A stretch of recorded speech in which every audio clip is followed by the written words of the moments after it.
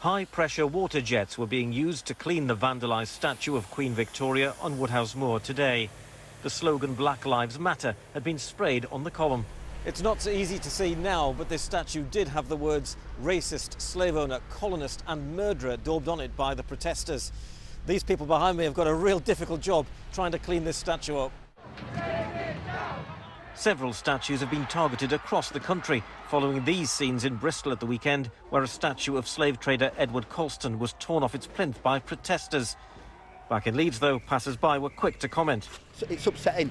You know, when I heard about it this morning when I was lying in bed at 8:30, I was disgusted, upset with it. You know, I like me royals. You know, they have a hard time as it is. You know, she's not here to defend herself. You know, leave her here. I think she symbolises white supremacy, and I think she symbolises going around the world and just taking what she fancied. The defacing of Queen Victoria's statue has prompted Leeds City Council to carry out a review of all of its statues. That will be overseen by a prominent former councillor, often the victim of racism herself. And I hope this conversation about the statues will open up to a conversation about white privilege, which we've been talking a lot about and hearing a lot about. But it's not about a stick to beat anyone with. It's about recognising the world is full of injustices, and for some people there are more injustices than there ought to be. Morley and Outwood MP Andrea Jenkins took to Twitter, calling for those responsible for the attack to be brought to justice, and said that historic statues should remain in place.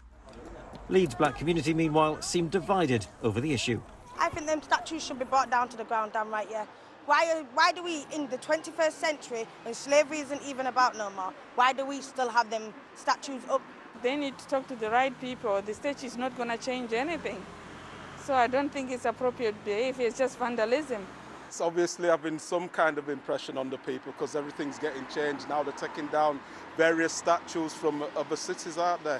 Other local authorities across Yorkshire are likely to review their statues and monuments. Queen Victoria, meanwhile, was certainly not amused as the clean-up continued. Ian White, BBC Look North, Leeds.